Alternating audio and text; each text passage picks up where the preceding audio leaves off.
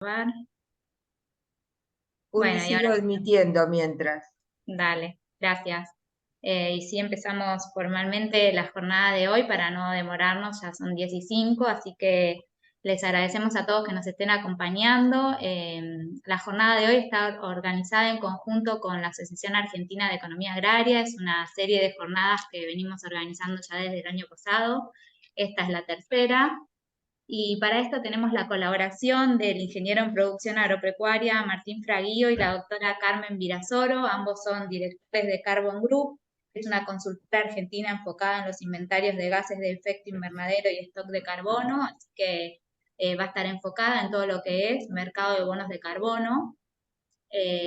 Así que le voy a dar la palabra a Carmen, que ahí la veo conectada, y si les parece bien, hacia el final vamos a hacer una ronda de preguntas para que todos puedan eh, sacarse dudas o inquietudes y que ellos puedan contestárselas en vivo. Así que muchísimas gracias a todos, gracias Carmen, la escuchamos atentamente.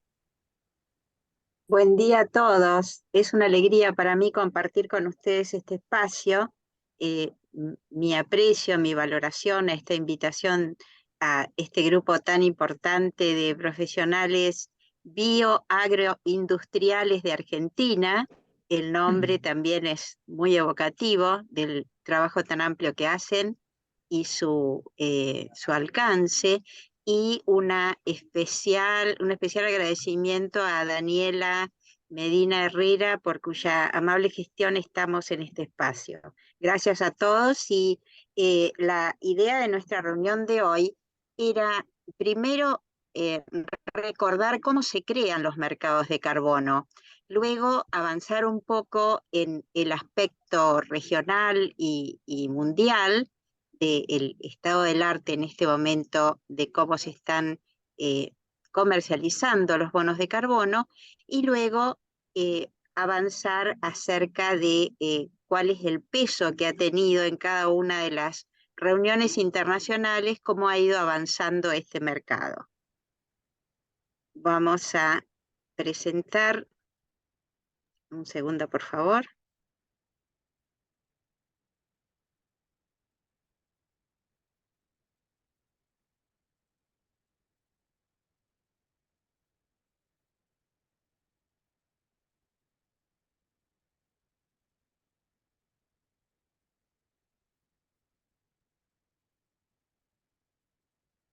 Indíquenme ustedes si estamos bien. Sí, Carmen, perfecto, ahí se ve.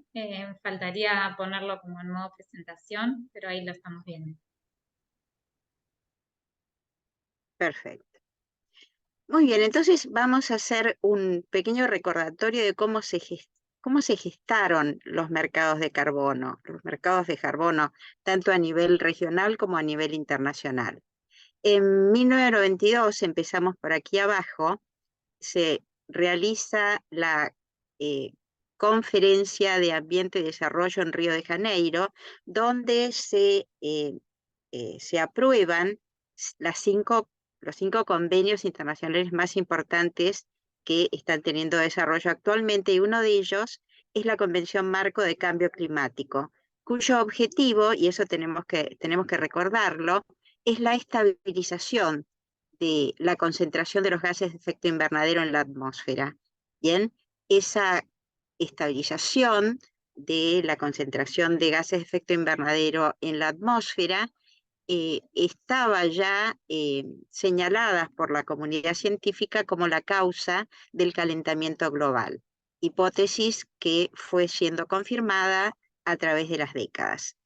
Luego, y como un mecanismo de la Convención Marco, se fueron produciendo las conferencias de las partes. En la tercera conferencia de las partes, aquí abajo ustedes lo ven, en el 97 en Kioto, se aprueba el Protocolo de Kioto, que es el primer instrumento en el que se opera sobre cómo vamos a reducir las emisiones de gases de efecto invernadero. Y se establecen 3 mecanismos: el mecanismo de desarrollo limpio, la implementación conjunta y el trading de emisiones.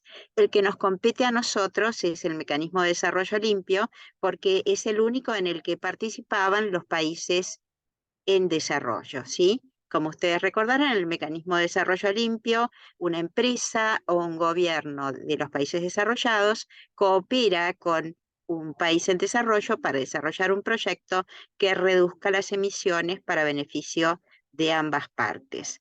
Luego sigue la hoja de ruta de este proceso con acuerdos de Bali, avances en la financiación a largo plazo y estableciéndonos el reto mundial de no superar los 2 grados de aumento de la temperatura del planeta medido contra los niveles preindustriales, y así avanzamos con los acuerdos de Cancún, plataforma de Durban y la segunda fase del protocolo de Kioto. Aquí termina en el 2012 el periodo de compromiso de Kioto, ¿sí? Entonces, el mecanismo de desarrollo limpio como mecanismo para hacer una comercialización de los bonos de carbono, de las unidades de reducción de gases de efecto invernadero en el mercado, tiene esta vida, ¿bien? El mecanismo de desarrollo limpio sobrevive, tenemos todavía bonos de MDL y estamos viendo cómo los integramos en el nuevo sistema que rige ahora, que es el del artículo 6. Muy bien, entonces después del 2012 seguimos con el mecanismo de Varsovia, la contribución al Acuerdo Global de Lima y llegamos así al Acuerdo de París. En todo este tiempo, ¿cuál era? Ustedes dirán, ¿por qué no se llegó más rápido a un acuerdo en el que todos los países tuvieran la obligación de presentar estimaciones de reducción de sus emisiones de gases de efecto invernadero? Porque el impacto de estrategia política y el impacto económico y social y en el desarrollo sustentable de una reducción que no fuera favorable a los intereses de los países era una barrera muy importante. Los países en desarrollo tenían que estar seguros de que iban a poder realizar esos compromisos nacionales de reducción, ¿sí? Entonces, el sistema que se aprobó en París es que todos los países del mundo tienen que realizar ese esfuerzo, pero el nivel de esfuerzo lo determina cada país a través de lo que llamamos las contribuciones nacionales determinadas, ¿sí? Entonces, después del Acuerdo de París, todos los países empezamos a preparar nuestras contribuciones nacionales determinadas, trabajando internamente con todos los sectores económicos para ver cuál era el nivel de reducción que podía presentarse a la Convención Marco sin perjudicar el desarrollo económico, social y ambiental de cada uno de los países, sobre todo en las áreas más desfavorecidas, ¿bien? Entonces, este proceso lleva un año y acá entra en vigor el Acuerdo de París, ¿sí? Muy bien. Luego, entonces, seguimos con las COP de Fiji, el acuerdo en el 2018 de Katowice, donde se pueden cerrar las reglas del Acuerdo de París. ¿Para qué? Para que todo este acuerdo pueda llegar a estar operativo. Y eso se produce finalmente en este periodo. En el 2019, la COP que iba a producirse en Chile tuvo que producirse en Madrid por los disturbios que ustedes recordarán en Santiago, y allí entonces continuamos con los avances de la aprobación y del cierre de todos los mecanismos del Acuerdo de París. Llegamos entonces al 2021, donde el Pacto Climático de Glasgow avanza principalmente con la idea de que haya una financiación importante de 100.000 millones de dólares por año para cubrir todas las necesidades, tanto tecnológicas como técnicas y políticas, para que los países en desarrollo puedan llegar a cumplir con los compromisos nacionales de reducción a los que se habían comprometido, y sobre todo, y acá les pido que recuerden este concepto, ir aumentando su ambición. Porque, ¿qué fue sucediendo? los países se comprometieron a hacer las reducciones, pero la reducción de del aumento de la temperatura no se fue produciendo y ahora realmente estamos cerca de llegar a ese temido aumento de 1,5 grados de aumento de la temperatura del planeta y estamos con una perspectiva en la modelización de superar ese umbral. ¿Por qué es tan importante? Porque una vez superado ese umbral, lo llamamos tipping point, hay un grado de incertidumbre, no conocemos los efectos que se pueden producir y muchos de esos efectos serán irreversibles, ¿sí?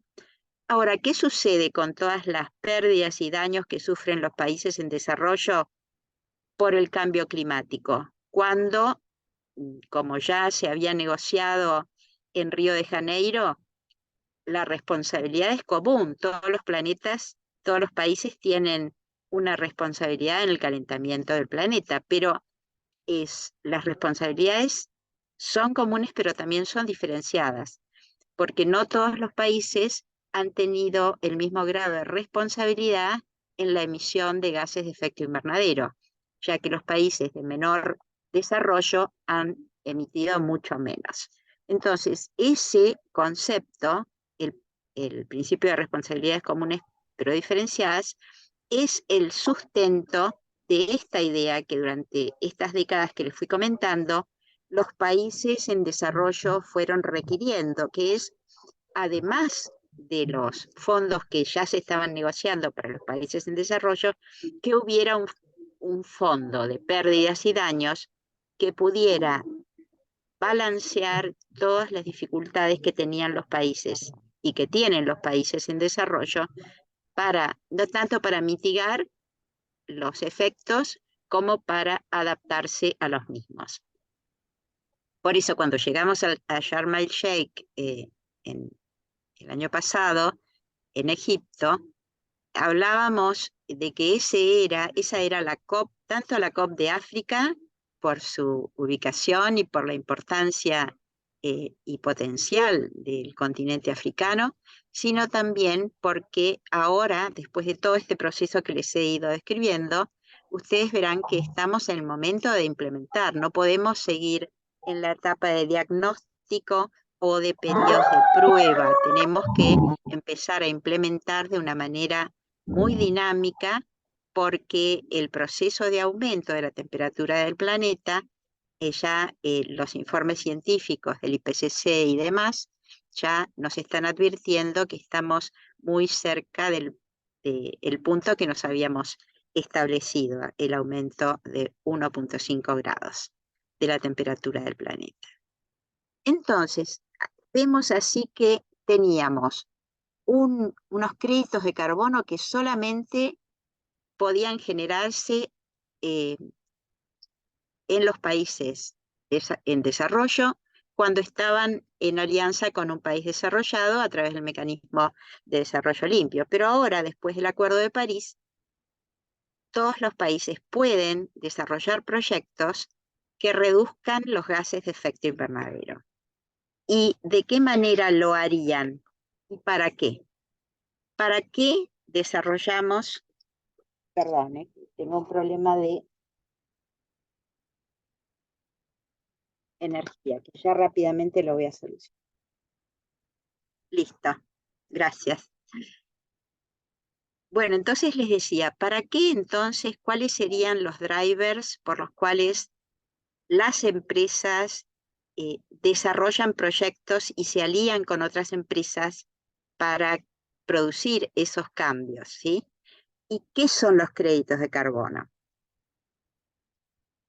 Las razones por las cuales las empresas realizan estos proyectos son dos. Una es porque ya tienen sistemas en sus países que tienen exigencias legales.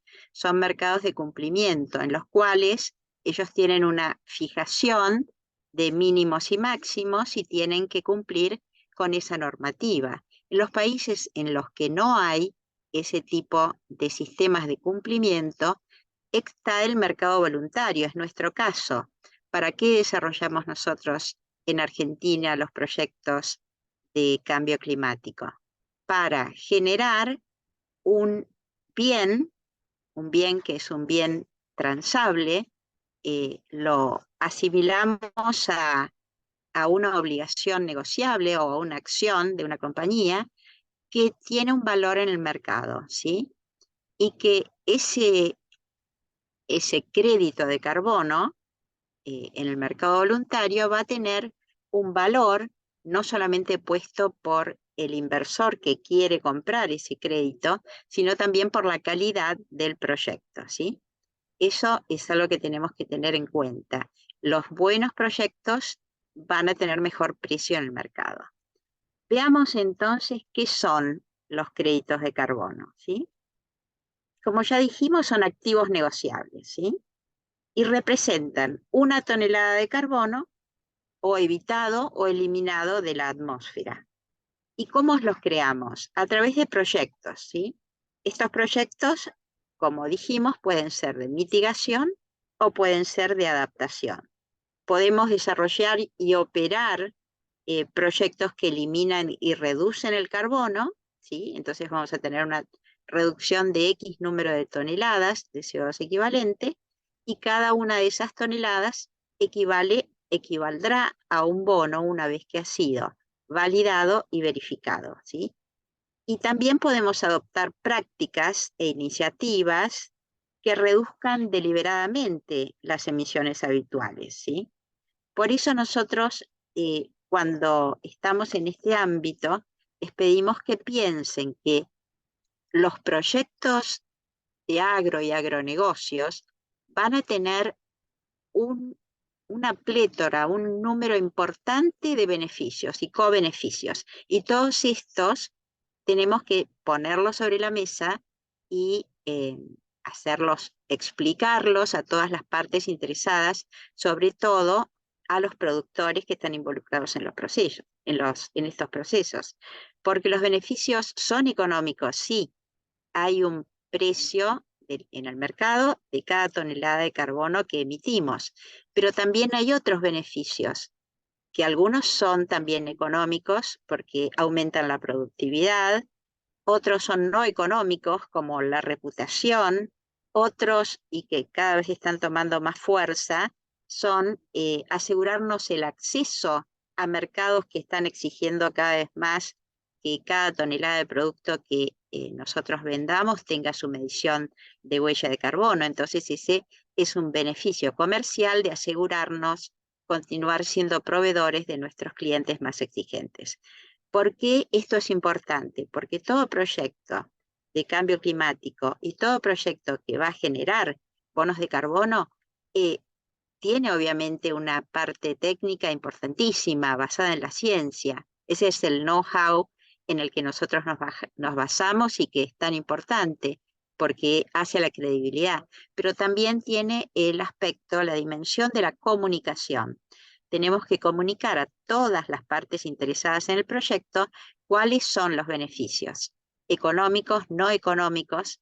También la otra cuestión, que nos adelantamos a las exigencias del mercado y nos adelantamos a las normativas nacionales, regionales e internacionales que rápidamente estamos viendo emerger. Bien, entonces, este certificado, este bono de carbono, una vez que yo implementé el proyecto y medí la línea de base, hago mi modelización y veo en el curso de los años, con las medidas que yo propongo, cuántas toneladas de CO2 equivalente voy a reducir, ¿bien?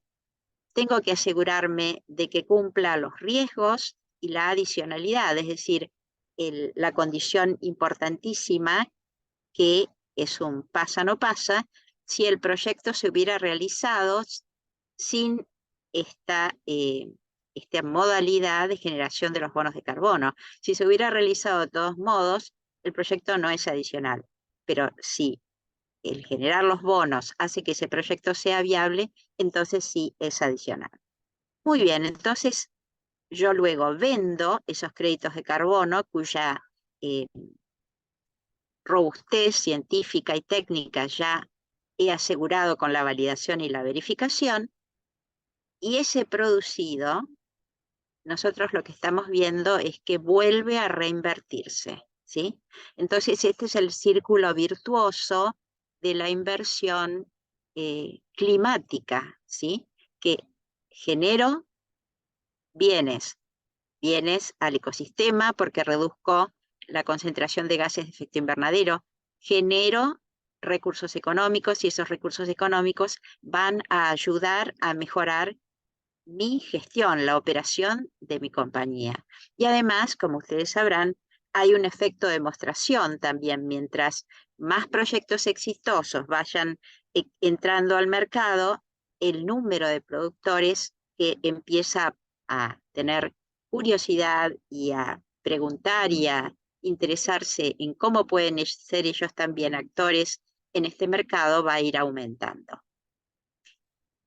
Muy bien. No sé si tienen alguna pregunta, por favor, no duden en levantar la mano y lo vamos haciendo. Así se arma también un diálogo y podemos ir, no esperamos al fin de la sesión para contestar. No duden en avisarme si tienen alguna pregunta.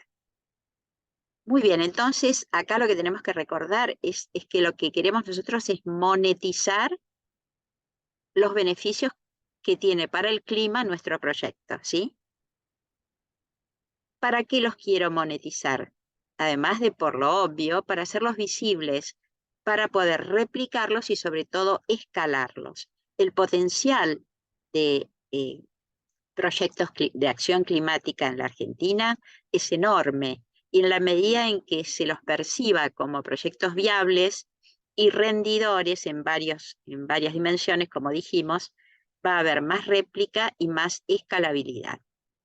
Esto es un aspecto, como ustedes comprenderán, importantísimo en cuanto a la inserción de los profesionales bioagroindustriales. Me encanta esa denominación tan completa, eh, porque fíjense que en la medida que los profesionales se vayan insertando en estos proyectos, también van a ir adquiriendo capacidades que van a permitir a todos en el mercado desarrollar mejores proyectos en la Argentina. Bueno, veamos ahora qué tipo de créditos de carbono vamos a generar. Ustedes conocen seguramente los de mitigación, ¿verdad? Ven los proyectos de energía limpia, las placas fotovoltaicas, los molinos eólicos, ¿sí? Eso es lo más conocido, lo más establecido. Las metodologías de medición son las más maduras. Y también, dentro de los créditos de mitigación, tenemos la prevención, ¿sí? De tener procesos limitando la emisión de gases de efecto invernadero. La mayoría de los créditos en los que nosotros en agro y agronegocio trabajamos son créditos de remoción. Como ustedes ven acá está marcado soluciones naturales, que son las soluciones basadas en la naturaleza, actividades que extraen el carbono de la atmósfera. ¿A través de qué actividades? Actividades agrícolas, ganaderas, forestales, ¿sí? Y sobre todo en la captura de carbono en suelos, ¿sí? Ese es el fuerte, tan importante y el potencial que tenemos en la Argentina. En cuanto a las soluciones tecnológicas para remover, este es un punto de gran debate actualmente, el tema de los removals, los proyectos de removals. Es no solamente viable económicamente, sino científicamente también, sino políticamente desarrollar esta línea de trabajo para capturar directamente de la atmósfera el CO2 y todos los gases de efecto invernadero. Este es un tema emergente, ¿sí? Entonces ahora, como ya comentamos, los más establecidos son los proyectos energéticos. Ustedes verán que estos que están aquí en violeta, más abajo, son los créditos de carbono generados por los proyectos de energía, ¿sí? De energía renovable, ¿sí? Fueron los primeros que se iniciaron en el 2010 y obviamente fueron prosperando. Pero fíjense ustedes con qué dinamismo, después del 2012, ya se van afianzando en el mercado las toneladas de CO2 equivalentes removidas por los proyectos de Nature Based Solutions, soluciones basadas en la naturaleza, que ya superan las 44 megatoneladas. Este es un dato de 2021, tenemos que actualizarlo, pero piensen ustedes que ese valor ya estará superado en más de un 10%. Y cuando vemos también el mercado voluntario, que es este que les contaba yo, que no está vinculado con normativa de los gobiernos, cómo también ha ido prosperando, ¿verdad? Esta línea de tiempos es del 2005 al 2021, ¿sí? Es un dinamismo muy grande. Este mercado voluntario tiene algunas altas y bajas, sobre todo porque como es un mercado que no está tan regulado, hay momentos, y ahora les voy a comentar, en los que por la baja reputacional de algunos de los proyectos del mercado voluntario, el precio y el dinamismo de este mercado voluntario sufre un poco a la baja. Pero son momentos y digamos que la tendencia es que siga aumentando el número de toneladas de CO2 equivalente que se negocian en el mercado voluntario, que es donde nosotros operamos, ¿bien? Como les he comentado, la base de todo aquí es la credibilidad, ¿verdad? Si son procesos basados en la ciencia, tienen que ser replicables, tienen que ser transparentes, tienen que ser verificables. Muy bien, el primer tamiz de esa robustez científica, obviamente que lo da el desarrollador del proyecto, en este caso, nuestro rol, ¿verdad? Nosotros diseñamos e implementamos esos proyectos basados en metodologías internacionalmente aceptadas y hacemos obviamente una revisión, procesos de auditoría y demás. Pero para que eh, estas unidades de reducción de emisiones puedan tener un precio, necesitan seguir estándares de lo que serían las certificadoras del mercado. Ustedes conocen las certificadoras de gestión de calidad, de salud ocupacional, de ambiente. Bien, estos estándares están vinculados con la medición y el monitoreo del impacto climático, ¿sí? Entonces, estas empresas lo que hacen es trabajar con grupos como nosotros, que somos los desarrolladores de proyectos. Nosotros presentamos los proyectos de acuerdo a los estándares que ellos publican, de acuerdo a cada sector, qué tipo de proyecto es, y ellos lo que hacen es, primero, exigen una validación de una tercera parte independiente. Ahí ya tenemos tres actores: los desarrolladores de proyecto, las compañías emisoras de los bonos, que son estas que les puse acá, y después una tercera parte que son los llamados VVB, Validation and Verification Bodies, ¿sí? Estos entonces son expertos que vienen a auditar cada proyecto una vez desarrollada digamos, en la modelización, el proyecto en carpeta, y luego a medida que se va produciendo la reducción de emisiones año a año, también hacen nuevamente un monitoreo. Más o menos del año 0 al año 4, en ese proceso se van produciendo las reducciones de emisiones. Y al año 4 se emiten los bonos. ¿Por qué cantidad de toneladas de CO2 equivalente? La cantidad de toneladas que se hayan reducido en ese periodo, ¿sí? Esto no se hace año a año porque el costo del proceso de validación, verificación es alto. Entonces, para optimizar ese costo se hace aproximadamente cada 4 años. Muy bien, nosotros trabajamos con Verra, pero también existen eh, eh, estas otras certificadoras en el mercado. Y ustedes verán acá que MDL, implementación conjunta, todavía están en este cuadro. ¿Por qué? Porque hay bonos de CDM que están remanentes de proyectos que se aprobaron hasta el 2012, ¿sí? Estos van a ir paulatinamente, se van a ir reduciendo, ¿sí? Los de implementación conjunta son también del protocolo de Kioto, pero entre dos países desarrollados. Muy bien, entonces, estos son los jugadores del mercado. Están los productores, que son los dueños de los establecimientos donde se realiza el proyecto, los desarrolladores del proyecto, que somos nosotros. Luego está Verra, que es la eh, entidad que va a emitir los bonos una vez que se asegura que realmente la modelización es robusta, es legítima y está hecha de acuerdo a la metodología. Y luego, algo muy importante, que una vez que el bono sale al mercado, allí vienen los inversores. Los inversores, ¿qué van a hacer? Lo primero que van a hacer es asegurarse de la calidad del proyecto, como les dije. Se van a asegurar que los estándares hayan sido seguidos, que no haya riesgos de reputación.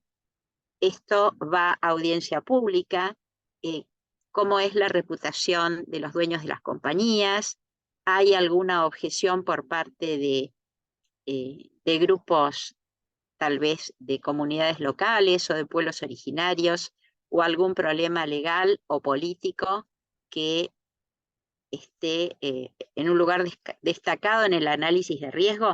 Todo eso es lo que mira el inversor y obviamente también el riesgo del país, ¿verdad? Entonces, en este momento de tanto riesgo geopolítico a nivel mundial, ese también es un punto muy importante que ven los inversores. Muy bien, entonces aquí ya tenemos esta herramienta que les muestro, que es el estándar de créditos de carbono. Esta es nuestra guía. Nosotros tenemos que seguir este estándar una vez que lo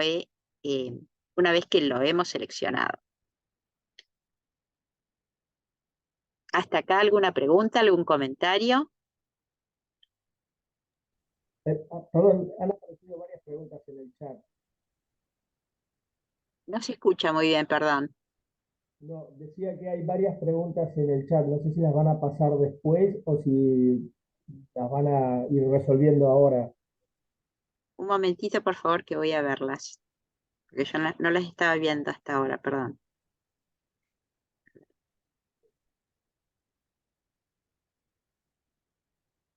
No, Por alguna razón no se abre el chat. ¿No me quieren ir diciendo algunas y bueno, las vamos conversando? arranco con la primera pregunta que hice yo. Mi nombre es Sergio Penas, estoy en Trelew, en Patagonia, en el INTA. Y la pregunta que yo hacía era el tema de la línea de base, digamos. ¿Quién es el responsable de hacerla? Si es solamente el sector privado, y si no, además, ¿quién controla esta línea de base? De nuevo, si hay alguna actividad oficial que esté relacionada con esto o si todo es del ámbito privado. Sí, muy buena pregunta. Bueno, ¿quién realiza la línea de base? El desarrollador del proyecto. Es el equipo experto que desarrolla la línea de base, que le va a permitir saber qué potencial de reducción de emisiones tiene el proyecto. ¿Quién la controla?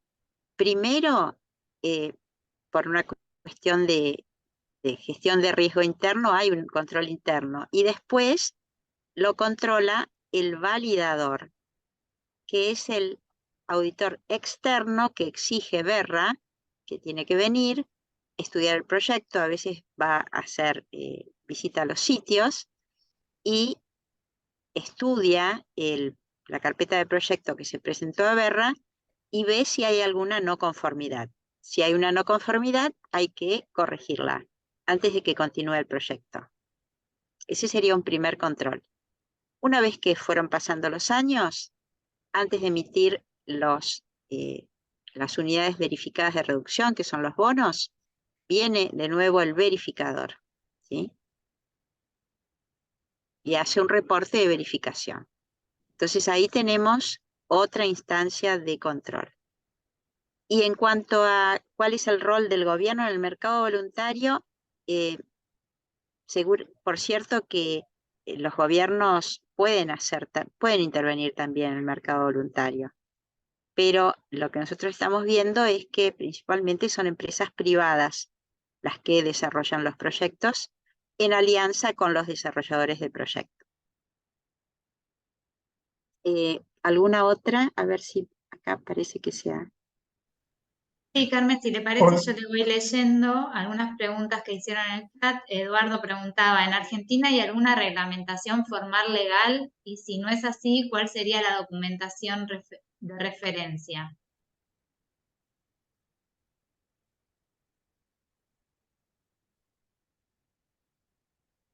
No sé si me puedo escuchar. Sí, se escuchó cortado, pero entiendo que querían saber cuál era la normativa argentina. En Sí, Argentina todavía no hay un mercado de cumplimiento, ¿sí? Nos regimos por las normas técnicas, que son los estándares de las empresas certificadoras. Eso no quiere decir que Argentina no decida desarrollar un mercado de cumplimiento, un mercado de compliance, pero todavía no estamos allí. bien.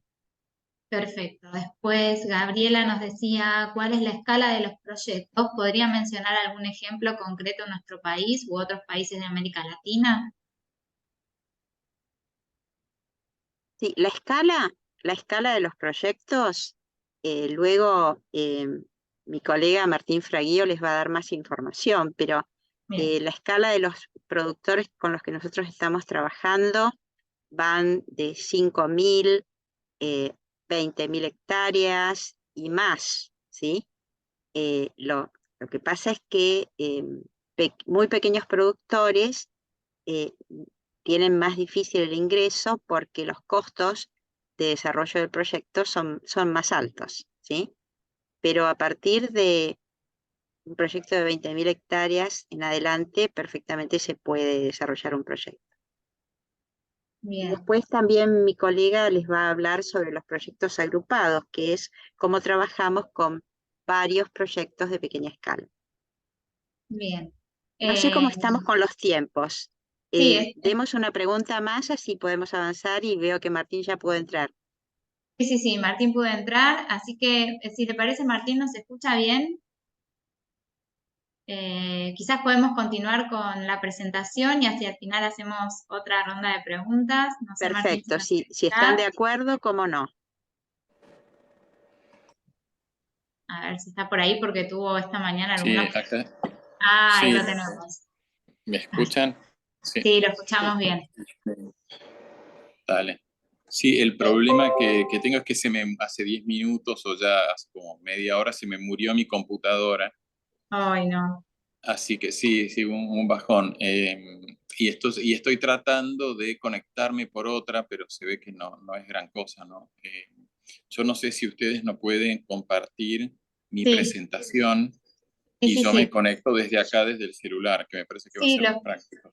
lo ¿Me escuchamos escuchan bien? perfecto. Sí, Así que perfecto, hagamos así. Sí. si quiere, Carmen, podemos dejar de Yo voy a compartir. avanzar voy a avanzar rápidamente para cerrar Ah, esto, así le bien, damos el espacio a Martín. bárbaro, Sí, perfecto. pero yo Bien, no voy a poder desde el celular compartir la presentación. Yo la comparto, yo la Dani la comparto. pones, desde dale, acá. gracias. Claro, la comparten Ok, ustedes desde ahí. Perfecto. Muy bien, entonces fíjense ustedes la dimensión de la reducción que tenemos que hacer para llegar a net zero en el 2050, ¿sí? Es un esfuerzo muy importante, es un desafío enorme. A ver qué pasa acá que no. Ahí está. Acá vamos a hacer un breve panorama acerca de qué poca suerte ha tenido América Latina en el mecanismo para un desarrollo limpio y la Argentina también solamente un 5% de los proyectos registrados para el mecanismo para un desarrollo limpio. Acá tenemos un panorama de los los sistemas nacionales, regionales y subnacionales que se han ido creando como mercados de cumplimiento. Es decir, todos estos países han desarrollado mercados de cumplimiento, normas, ¿sí? En este punto, aprovechando la pregunta que me hicieron antes, no está operativo todavía el mecanismo de mercado que presentó la Secretaría de Ambiente hace unos días, pero veremos cómo se desarrolla, ¿sí? No podemos decir que esté en este momento funcionando, ¿sí? Bien, y tengamos siempre en cuenta que el Acuerdo de París es nuestra línea rectora para proyectos de adaptación, mitigación y ir elevando paulatinamente la ambición del país para la reducción de emisiones y sobre todo elevar los flujos financieros hacia la acción climática. Martín va a desarrollar un poco más este punto. Y ahora tenemos ya en el Acuerdo de París un mecanismo que está vinculado con los mercados de carbono específicamente, en el artículo 6. Como ustedes ven hay tres secciones. En el 6.2 van a poder operar solamente países entre países, ¿sí? Y luego aquí en el artículo 6.4, sí, aquí el sector privado tiene un lugar, va a poder desarrollar proyectos de reducción de emisiones en alianza con países o con otras empresas. Y el 6.8 son mecanismos de no mercado. Pensemos, por ejemplo, en dinámicas de economía circular y otros ejemplos. En otro momento lo podemos desarrollar un poco más. Pero este es la línea rectora de nuestro trabajo, va a ser el artículo 6 del Acuerdo de París.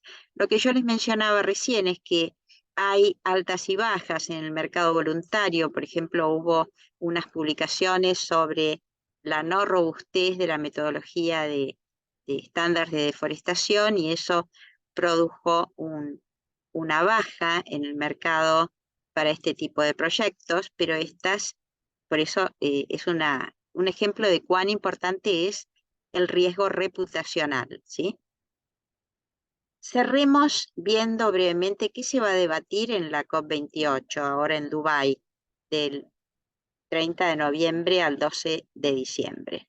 Vamos a trabajar en el primer balance mundial, es decir, qué ha sucedido en estos años de la firma del Acuerdo de París y cómo se ha avanzado y qué reglas vamos a tener que utilizar para aumentar el nivel de ambición y cuáles han sido los avances en la creación del Fondo de Pérdidas y Daños.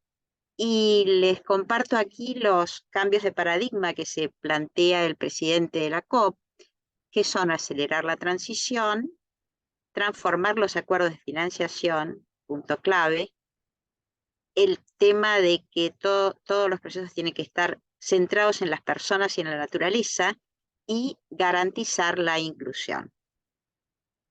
Muchas gracias.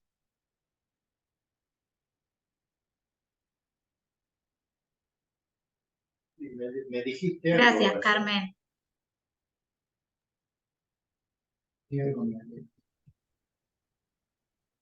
Justo estamos en el campo. A ver, ahí podemos presentar el Power de Martín. Ahí se ve. Sí, perfecto. ¿Me escuchan? ¿Está viendo? Sí, lo Dale, escuchamos bien. buenísimo. Bueno, fantástico. Bueno, mil disculpas por este inconveniente con la conexión. Así que bueno, lo que yo quería mostrarles del punto de vista de los mercados de carbono es un poco verlos desde el lado de la economía real, o sea, del trabajo más allá o independientemente de los bonos de carbono que debe cumplir la humanidad, que debemos cumplir todos nosotros, ¿no? Cada uno de los que hoy están participando de esta reunión son profesionales que de alguna manera en sus empresas, en sus trabajos, independientemente que sea en el sector privado o no, van a tener actividades para cumplir. Entonces yo quería repasar rápidamente algunas ideas, queríamos dejarles algunas ideas en relación a esto. La siguiente, por favor. Eso, lo primero que quería es que veamos qué significa hoy el cambio climático, no la temperatura, etcétera, sino del punto de vista económico, de la actividad económica de las empresas, es el mayor desafío que enfrentó la humanidad. Y abordar este impacto del cambio climático va a implicar la mayor, digamos, movilización de recursos financieros, la mayor relocación de capital de la historia, y según esta fuente, ¿no?, que hoy es una fuente muy importante en el sistema financiero, es la mayor desde la revolución industrial. ¿Y por qué esto es tan importante en este momento? Porque para las empresas implica no solamente en qué invertir, sino sobre todo en qué no invertir, que este es hoy el gran desafío, el gran debate en todo el sistema financiero global, ¿no? Los ahorristas, los bancos, las bolsas de valores, es, ok, ¿dónde es que hay que poner la plata y dónde no ponerla, pensando que esos negocios en los que hoy se está poniendo plata, dentro de 5, 10, 20 años, no van a existir más? Y en este sentido es que el precio al carbono es algo clave, pero también el desafío implica cambiar los sistemas administrativos contables del punto de vista de la información que deben generar las empresas. Y ahí es donde creemos que existe una gran oportunidad para el profesional de lo que en el CEPIA se llama el sistema de la agrobioindustria. Entonces, para ir un poco a algunas ideas que queríamos dejarlo, la primera pregunta, para entender esto, y que quizás para la mayoría es una pregunta irrelevante, es si el problema del cambio climático es un problema de flujo o un problema de stock.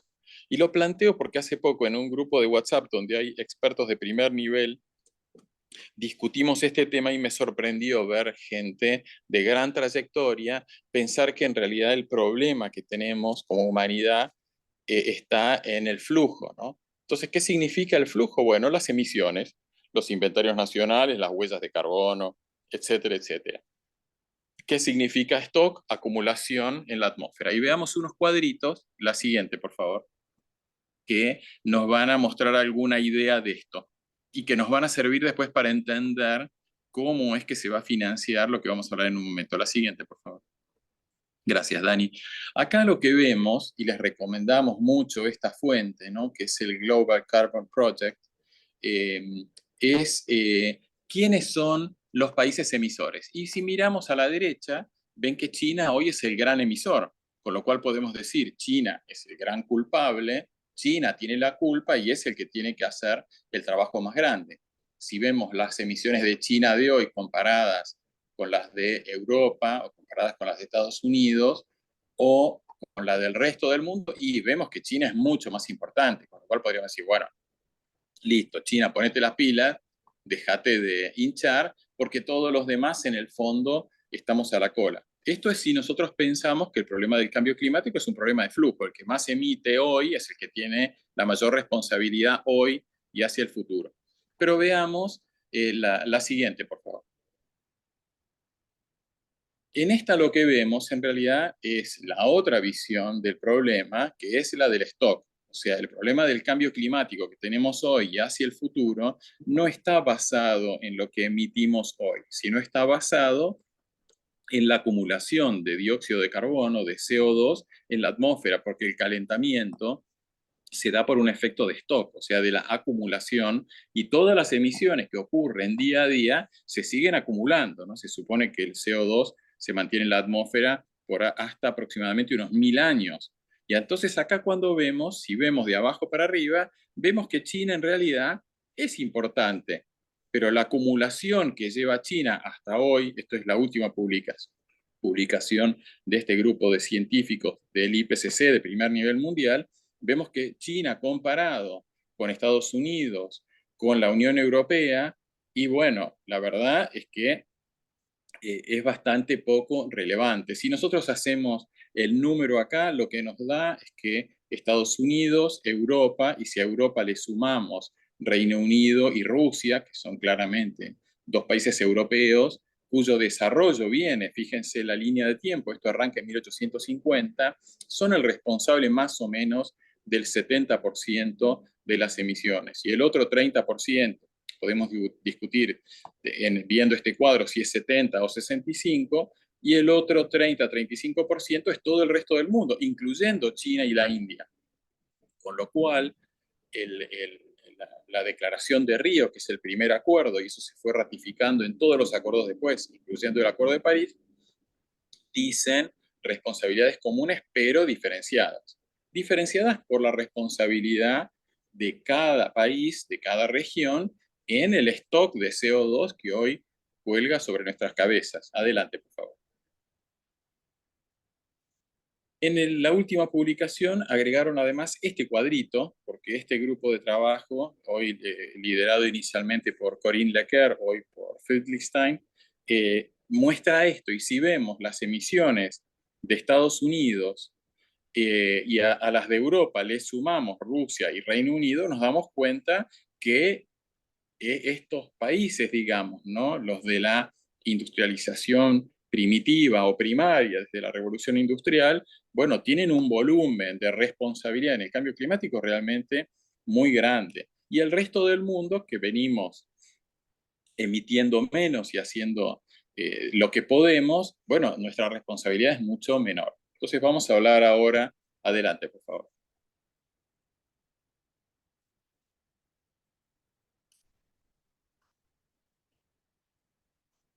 ¿No? Entonces, yo creo que está claro, ¿no? que el problema del cambio climático, y hay un consenso absoluto, esto no hay ninguna duda, obviamente lo que podemos modificar principalmente es las emisiones, pero también tenemos que trabajar sobre el CO2 de la atmósfera y esto se reconoce por primera vez en el Acuerdo de París. Adelante, por favor.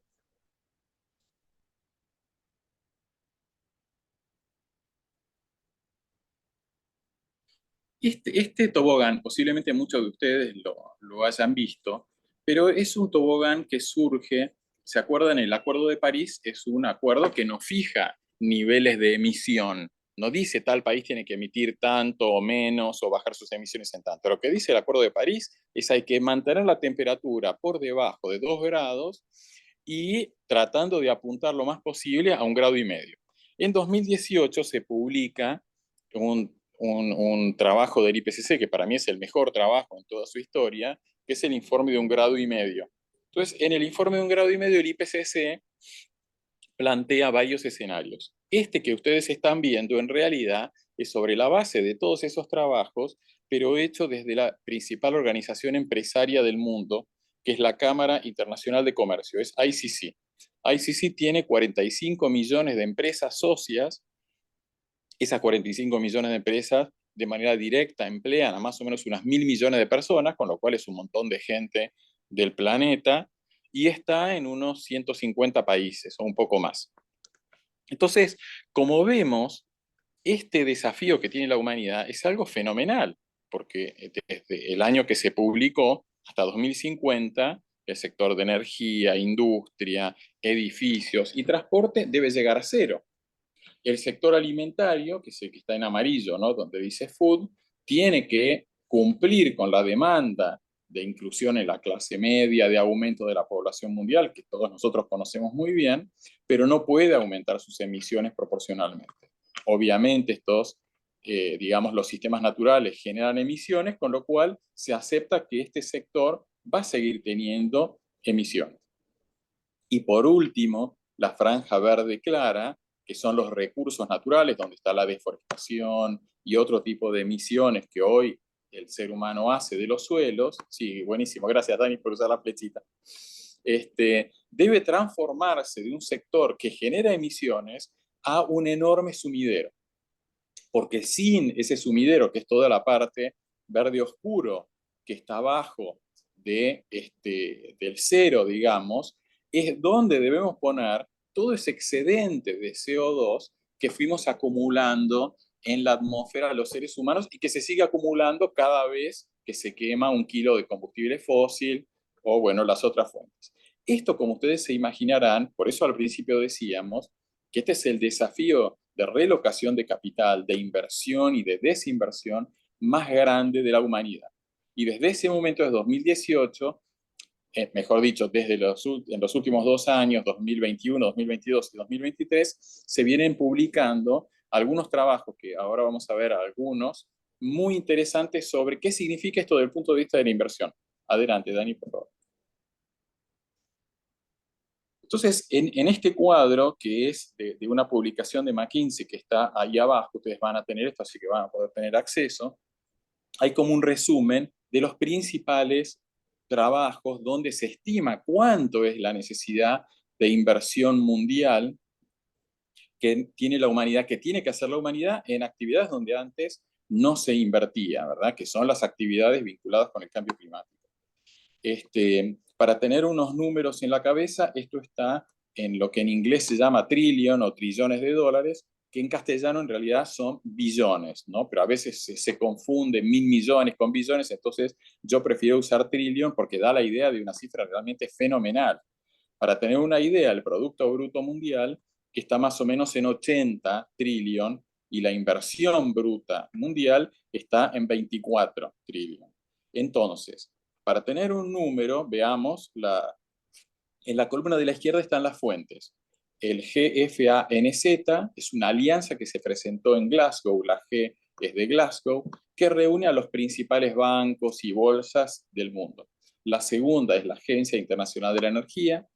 La tercera es un grupo de inversores que tiene compromisos con el cambio climático, inversores también muy importantes, privados obviamente. La cuarta es la Agencia Internacional de Energía Renovable. La quinta es McKinsey, que fue también la que hizo el trabajo del GFANZ de Glasgow, pero este trabajo de McKinsey es posterior, ¿verdad? Es del año 2022. Y el último es la entidad regulatoria mundial de los bancos centrales del mundo, que también está, aunque son, digamos, representantes del sector público, ¿no? Son bancos centrales y su sistema regulatorio a nivel global, está muy vinculado con los líderes de la GFANZ, que son un economista para mí muy interesante, que les recomiendo seguir los que les interesen los temas de economía global, que se llama Mark Carney, y otro que es Michael Bloomberg, que es también el que fue intendente de la ciudad de Nueva York. Pero vamos a ver un poco los números, ¿no? Hasta el 2030, como ustedes ven, 2030, ¿no? Estamos ya casi en 2024, falta 6 años, habría que invertir entre unos 30 hasta unos 80 trillion, que es una cifra realmente fenomenal.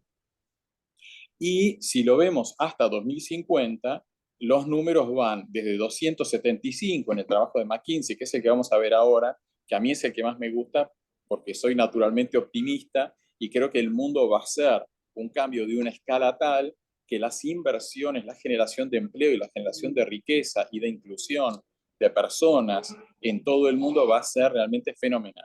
Y ahí la más optimista es McKinsey en este último trabajo del año pasado, y la más pesimista son los bancos centrales, solamente con unos 109 trillion, ¿verdad? Adelante, por favor. Entonces, como decíamos recién en el trabajo de McKinsey, ellos estiman que se van a necesitar de acá al año 2050 275 trillion, que es un número realmente fenomenal, y eso implica que año por año, como se ve en estos cuadros, ven 2021 a 2025, 26 a 2030, haya una inversión adicional de las que se está haciendo entre unos 7 y unos 10 trillones de dólares, ¿verdad? Lo que decíamos antes, la inversión bruta fija hoy está en 24, ¿no? De acá a 10 años el mundo tendría que estar invirtiendo 34, y esos 10 deberían ir específicamente a este tema de resolver el cambio climático. Y abajo están los sectores: hidrógeno, agricultura, industria, forestación, combustibles fósiles, edificios, electricidad, movilidad, etcétera, etcétera. Dale, vamos adelante, Dani.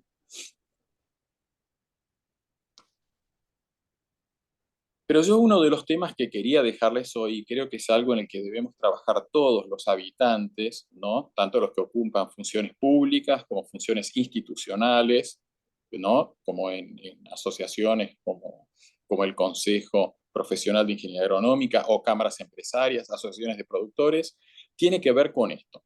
Acá lo que vemos en este cuadro es dividido región por región, ¿no? Está separado como en 3 grandes regiones. La de arriba incluye a Rusia, Ucrania y los países grandes petroleros, ¿no?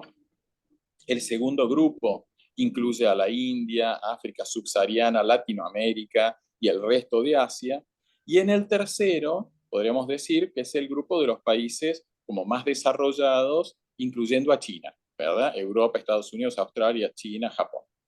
Yo lo que calculé en esos cuadraditos que ustedes ven en 3 colores es la inversión per cápita que estiman estos trabajos que se va a tener que hacer per cápita por cada uno de nosotros de acá a 2050, cuánta plata hay que invertir. Entonces vemos en los países petroleros $54.000 per cápita de acá a 2050. Abajo vamos al cuadradito verde. En los países ricos, los países desarrollados, $65.000. Pero fíjense en nosotros que estamos como en el sector del medio, $14.000. Y yo creo que esto no es correcto. Y no es correcto, y yo creo que es por falta de liderazgo de nuestros países en explicarles al sistema financiero global, esto es al área de finanzas de McKinsey, pero ellos lo hacen tomando como trayectoria el trabajo de una institución, que perdón, ahora no me acuerdo el nombre, pero que hizo un trabajo técnico del punto de vista del cambio climático. Y yo creo que se invierta en los otros países $65.000 per cápita y en los nuestros solamente 14.000, no va a permitir que se cumpla con esa expectativa del cambio climático desde el punto de vista de las personas. Porque si nosotros pensamos en las necesidades de consumo de energía renovable, de acceso a lo que tiene, digamos, cualquier persona de clase media, las inversiones per cápita deberían ser equivalentes. No debería haber una diferencia de 4-1. Pero me parece acá que hay un desafío para nuestro nuevo gobierno y en su alianza con los gobiernos del Mercosur y con los de estos otros países de plantearle al sistema financiero global, miren, las inversiones no pueden ser de este tipo. Y estos países van a tener que hacer y van a poder hacer inversiones de una escala tal que van a poder cumplir con su contribución al Acuerdo de París o más. Adelante. Bueno, entonces vamos a preguntarnos, ¿no? La gran pregunta, y esto es lo que es interesante, que se lo pregunta McKinsey y en varias actividades donde yo participo. La pregunta es, bueno, ¿quién paga todo esto, verdad? Entonces, la pregunta es, bueno, si vimos al principio que el problema del cambio climático es un problema de stock que generaron un pequeño grupo de países, aún por las próximas décadas, porque China, para la trayectoria que tiene hoy, para alcanzar a Estados Unidos o alcanzar a Europa, le faltan décadas. No es que ya China es el gran cuco o el gran enemigo, no, es un país grande que emite un montón, que podría emitir menos y que va a emitir menos en el futuro porque están haciendo grandes inversiones, pero la primera pregunta que surge de todos estos acuerdos es, bueno, ok, los países que acumularon estos 2/3 de CO2 de la atmósfera, ¿lo van a pagar? Y ya les respondo que la respuesta es no, ¿ok? Entonces, ¿quiénes vamos a pagar? Todos. Todas las personas del mundo vamos a tener que pagar esta transición. Y lo que dicen los acuerdos es responsabilidades comunes pero diferenciadas. También yo personalmente creo que es mejor que lo paguemos entre todos, porque lo que podemos decidir entonces es cada uno de nosotros en nuestras empresas, en nuestros países, es tomar aquella decisión que genere la mayor oportunidad económica futura. Porque estas inversiones, como se ve en muchos de estos trabajos, van a generar una rentabilidad y una actividad económica y una prosperidad vinculadas de tal magnitud que nosotros como profesionales del sistema agrobioindustrial necesitamos que eso sea así y no solamente una dádiva, ¿no? El acuerdo internacional desde el año, si no me equivoco, 2009, establece que los países desarrollados, los que se llamaban en su momento los anexo 1, tenían que crear un fondo de 100 mil millones de dólares. Y nunca se creó. Pero hoy estamos hablando de 270 trillones de dólares. Y esos 270 trillones no van a salir de los impuestos de Estados Unidos, del pagador de impuestos de Europa, ni de Japón. van a salir de los fondos de inversión, van a salir de los bancos, van a salir de los ahorros de los jubilados y de la gente, y esos fondos tienen que ir a actividades que sean rentables y que esa rentabilidad permita pagar honorarios profesionales adecuados, sueldos adecuados, impuestos adecuados y generar un sistema de mayor prosperidad para el mundo. McKinsey, ¿qué es lo que dice? ¿No? Las dos primeras preguntas las puse yo y surgen de grupos de trabajo en los que participamos nosotros. Pero McKinsey, ¿qué dice? Dice, este capital, los 275 trillones, se van a reunir o van a salir de aquellos que tengan la capacidad de reunir ese capital a la velocidad y a la escala que sea necesario. Y les faltó agregar un punto más, que es al costo del capital menor posible. Pero lo que está claro es que hoy se está creando una aceleración en todo el mundo de reunir dinero y de canalizar dinero hacia estas iniciativas del cambio climático que comentaba antes, que una forma, vamos a ver ahora cuánto, se ve demostrada en los bonos de carbono, ¿no?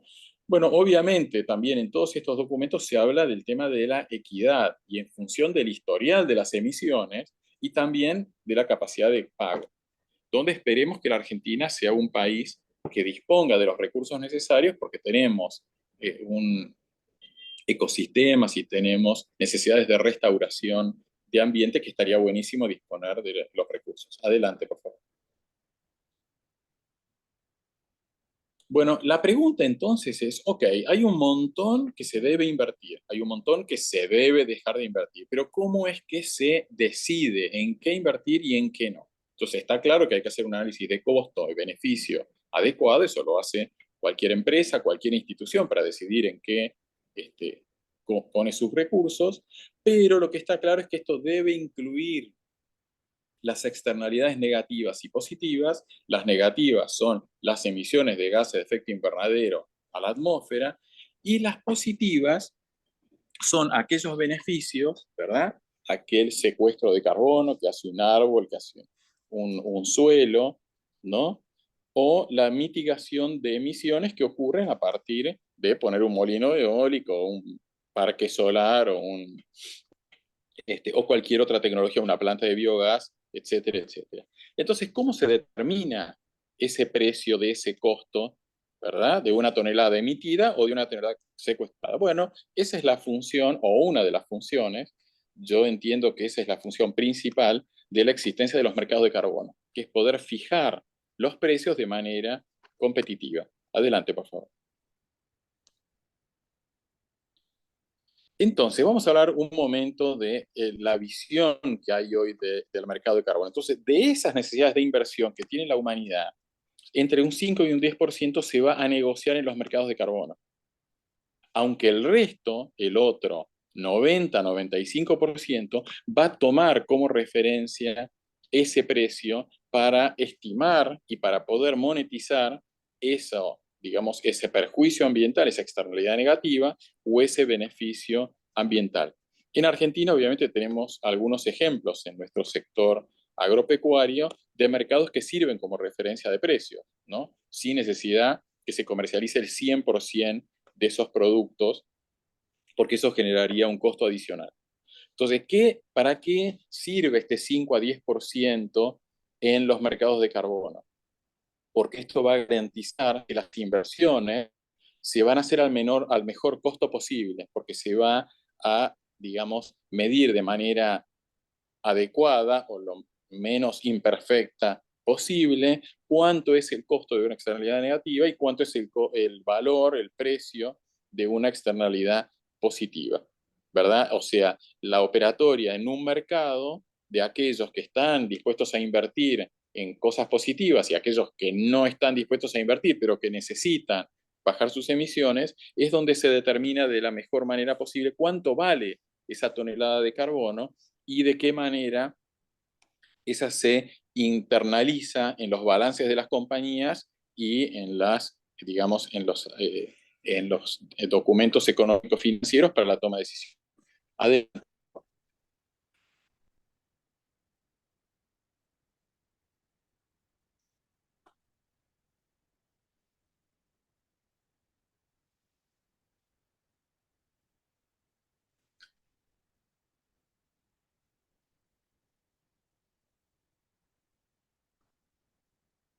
Bueno, un trabajo también muy interesante que nos muestra, ¿no? Hay dos grupos de trabajos importantes. Uno es de la Asociación Internacional de Comercio de Emisiones, que es la IETA, con la Universidad de Maryland, que se publicó también el año pasado, y el otro es el trabajo del Banco Mundial, y los dos más o menos nos están mostrando esas cifras. Pero fíjense lo que decía Carmen, de los volúmenes que está teniendo el mercado en 2023, que son enormes respecto a 2022, y lo que falta todavía crecer hasta 2030, ¿verdad? O sea, el mundo está entrando en un camino, y yo creo que este año vamos a ver en Dubái ya una operatoria relativamente madura de los proyectos bajo artículo 6.2, y ojalá la Argentina también pueda desarrollar alguno bajo ese marco de referencia.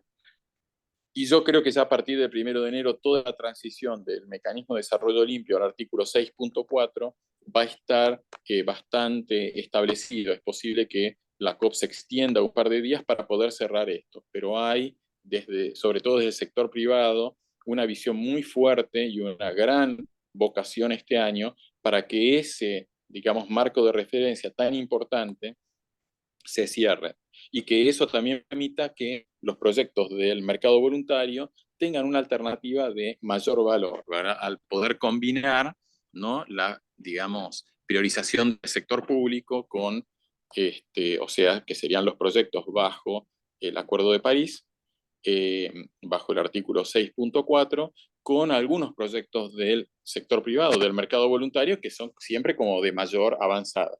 Adelante, por favor.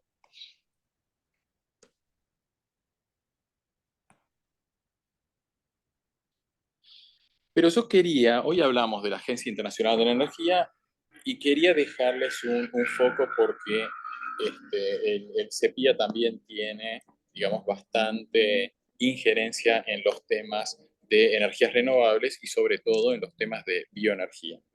Este es el cuadro resumen del trabajo de la Agencia Internacional de la Energía de lo que se llama el NZE 2050, ¿no?, que es emisiones netas cero para el año 2050 de todo el sistema energético.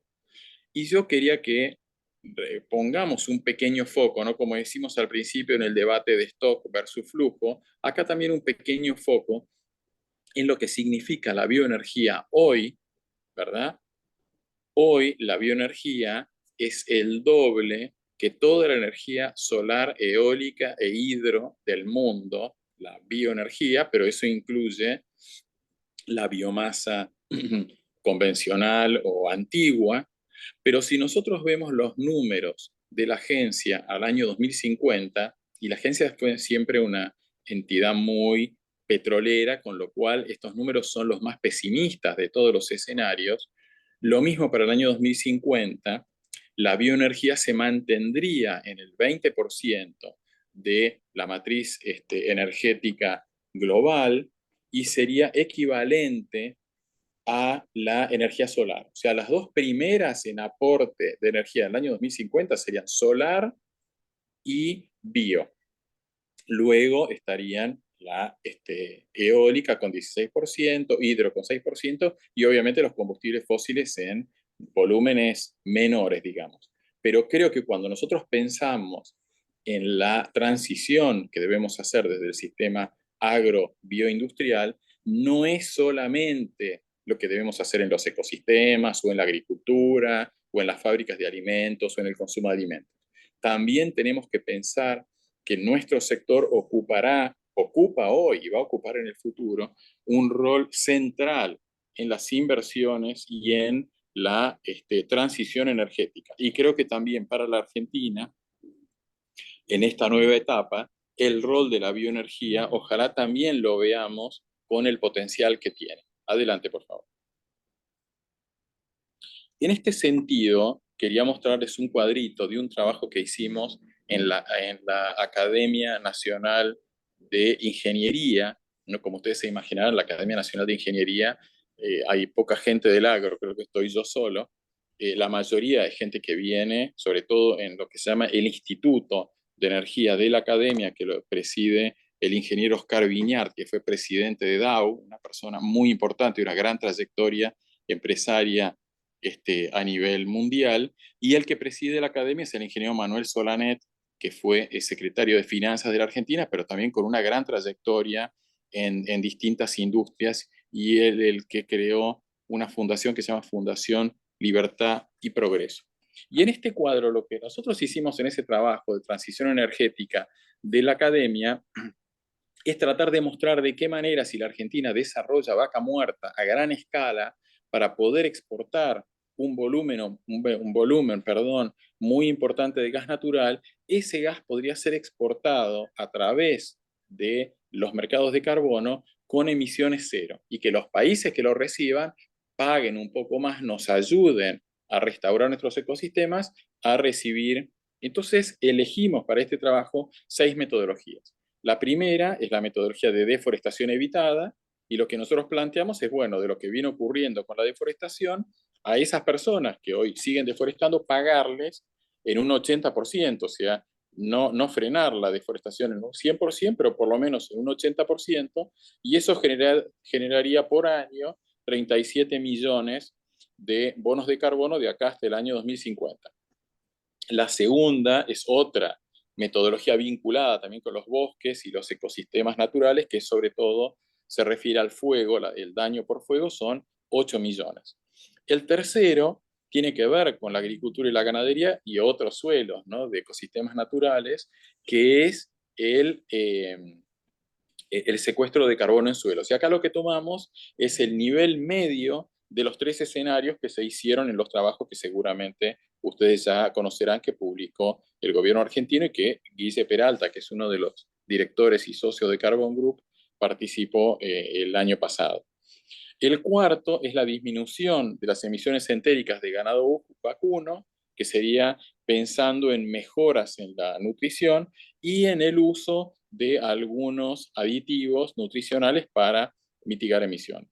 El cuarto sería la implantación de 1 millón de hectáreas de bosques, ¿no?, en distintas zonas de la Argentina, tanto de especies nativas como cultivadas, que es más o menos la idea que sigue el Plan Forestal Nacional, que lamentablemente nunca pudo cumplirse. Y el sexto, que creo que es el más importante, y a veces lo presentamos en orden inverso, es aprovechar la posibilidad de generación de biogás a partir de residuos sólidos urbanos, orgánicos, y de las aguas residuales, y resolver el problema de la basura orgánica que tiene la Argentina y el problema de las aguas residuales, que, como dice el ingeniero José Luis Inglese, que fue presidente de AISA, la Argentina tiene la situación de tratamiento de aguas peor de toda Latinoamérica, o de casi toda Latinoamérica, ¿no? Tenemos unos niveles de no tratamiento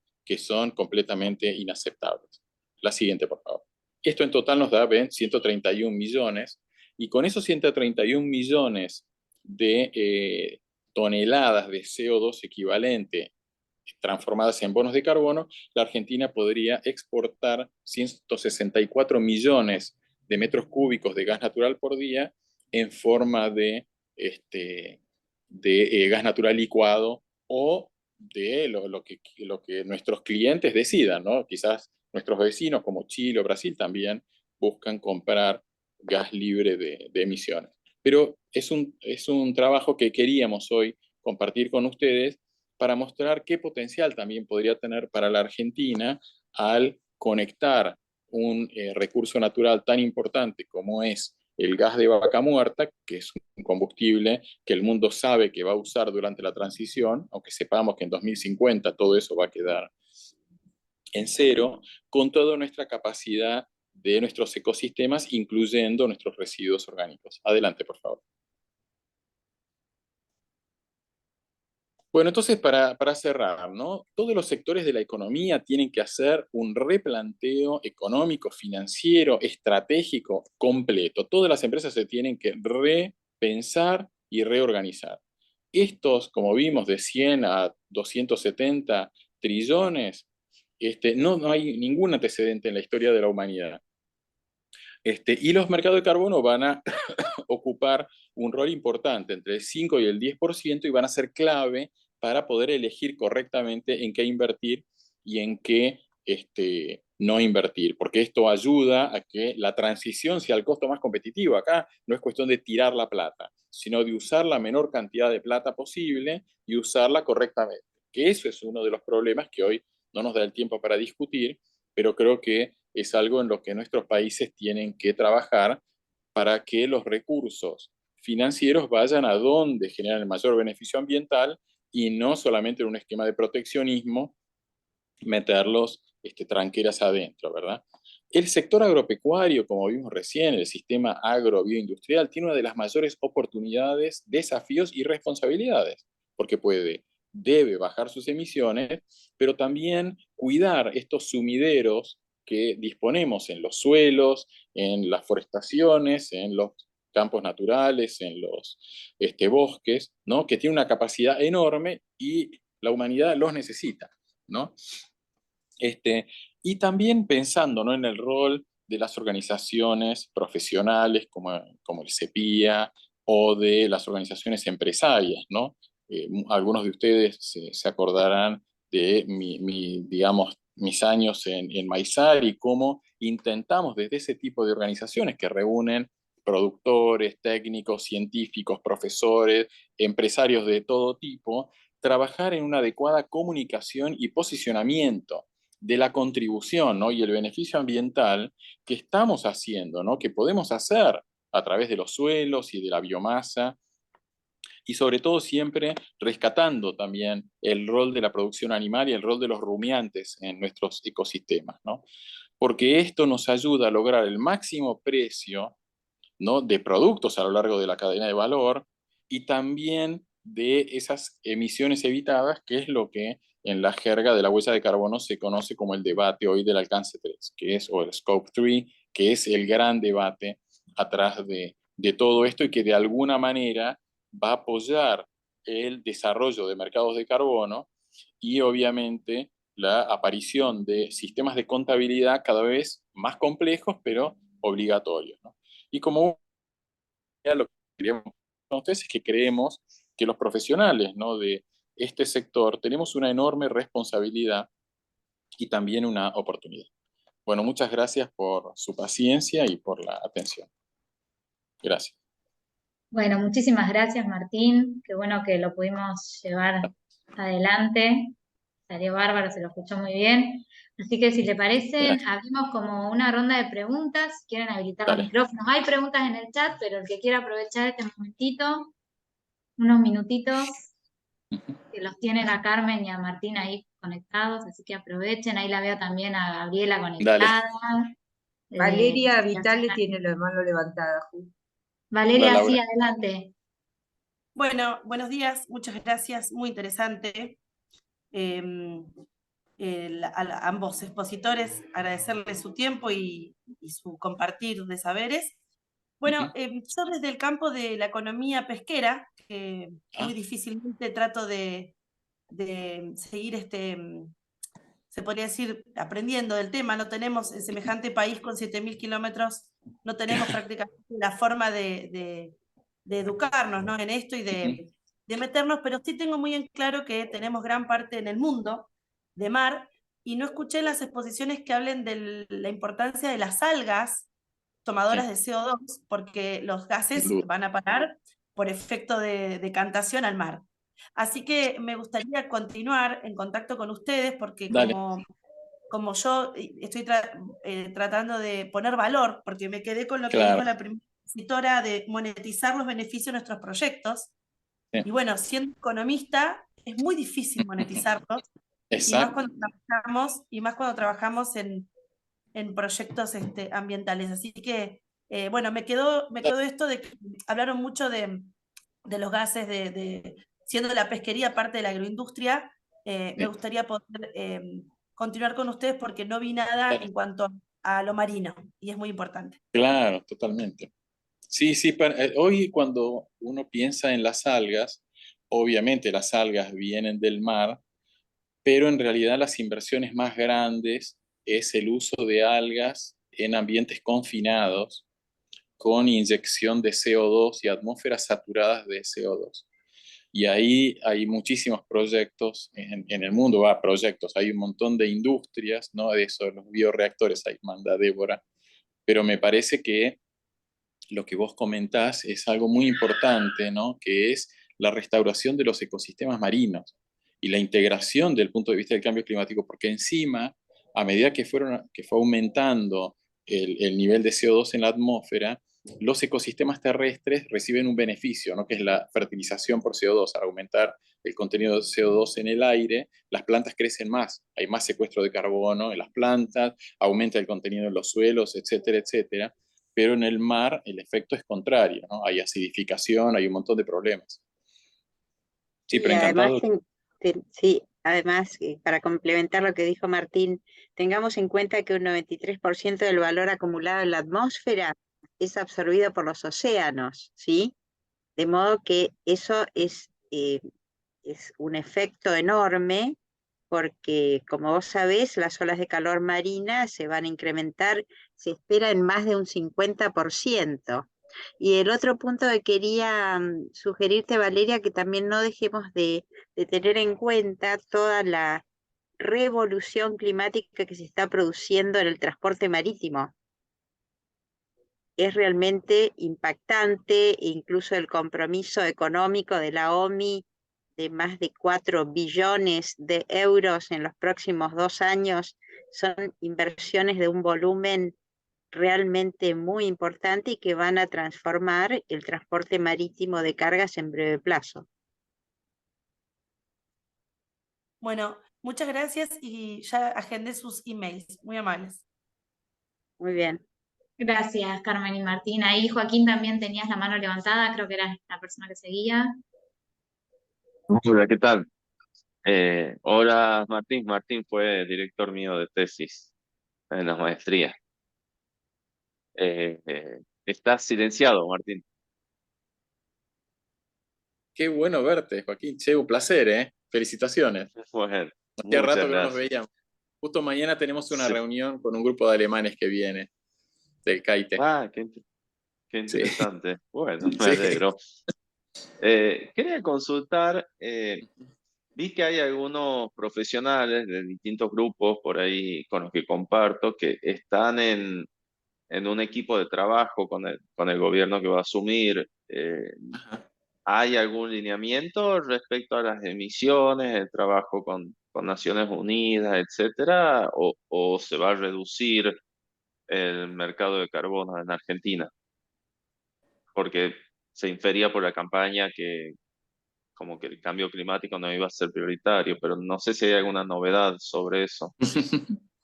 No sé si Carmen quiere comentar algo primero, Sí, después. sí, sí, yo voy a comentar y con una nota de mucho optimismo, pero fundado en mi experiencia profesional. Y la Cancillería Argentina y el país tienen compromisos internacionales asumidos de larga data que han sido mantenidos por gobiernos de distinto signo político. Y va a ser muy difícil dar un viraje muy importante a esa línea de trabajo. Solamente la vimos cuando estábamos unidos con los like-minded, con un grupo muy pequeño de países, pero eso rápidamente se corrigió.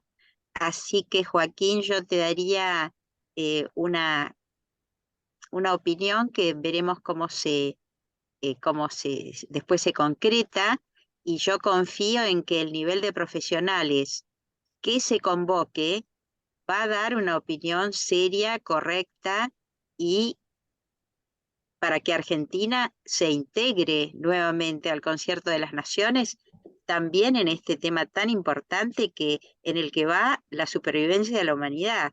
Así que yo esperaría primero a ver cuáles son las estrategias climáticas que diseñan, que evidentemente van a tener que ser aceleradas porque las autoridades nuevas van a tener que estar en la COP. Ya nos pasó con otro cambio de autoridades en el que el jefe de delegación cambió el 10 de diciembre, se fue uno y vino otro, y el que vino tomó decisiones más adecuadas.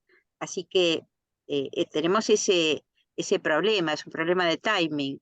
La COP termina el 12, tal vez, como dijo Martín, se extiende un par de días, pero el gobierno cambia el 10, así que ahí vamos a tener un cambio de jefe de delegación seguro. Pero yo confío en que no haya un viraje para lo negativo de la política climática de la Argentina a nivel internacional, ¿no?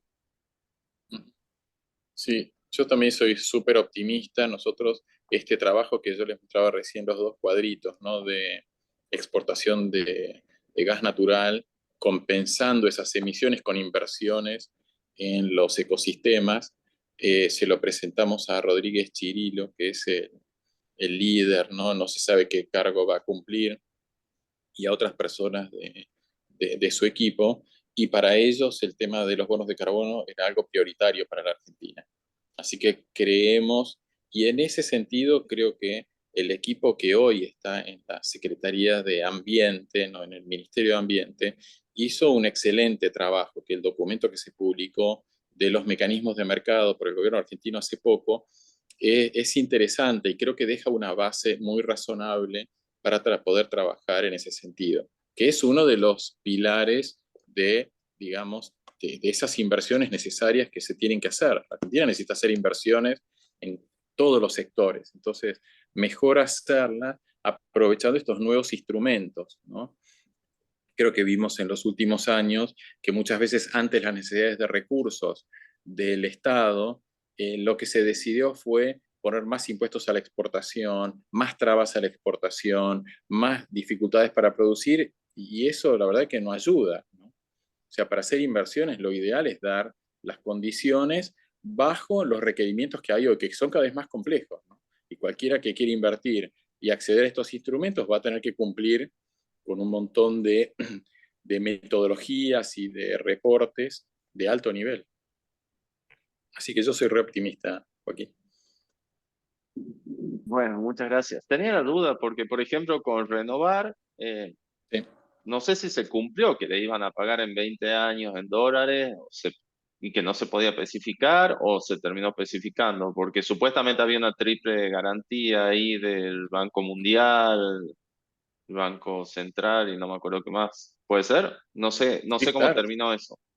No, yo creo que eso sigue sin, o sea, esas garantías se están cumpliendo, ¿no? Hasta ahora yo creo que el gobierno argentino, o sea, que Camesa pagó, obviamente al dólar oficial, con lo cual para muchos de los inversores, y el dólar oficial los mantiene un poco con el agua, ¿no?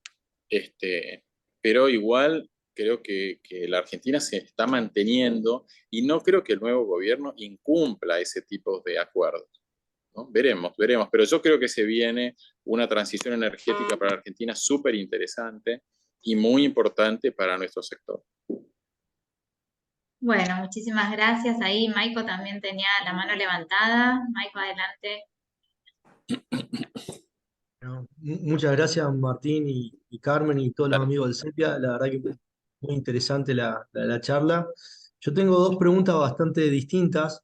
La primera es, teniendo en cuenta que en el cuadro que me mostraste dónde estaban las diferentes oportunidades para capturar carbono y coincidiendo que hay que atacarlas a todas, es cierto que la mayor captura por unidad de superficie es la forestación, ¿no es cierto? Y si bien está la ley de bosques cultivados que apunta a llegar a 2 millones de hectáreas, cuando uno mira, por ejemplo, alternativas que buscó Brasil de combinar la forestación con la agricultura, con la ganadería, pero principalmente con la ganadería por todos los beneficios que genera, si no crees que esas 2 millones de hectáreas podrían ser en el mediano plazo muchísimo más, ¿no es cierto?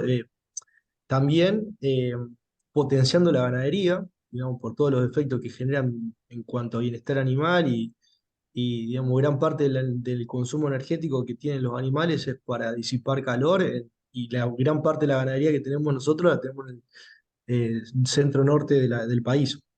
Eso es una primera pregunta. Y digo, esto creo que podría incrementar considerablemente también el potencial ese que mencionabas.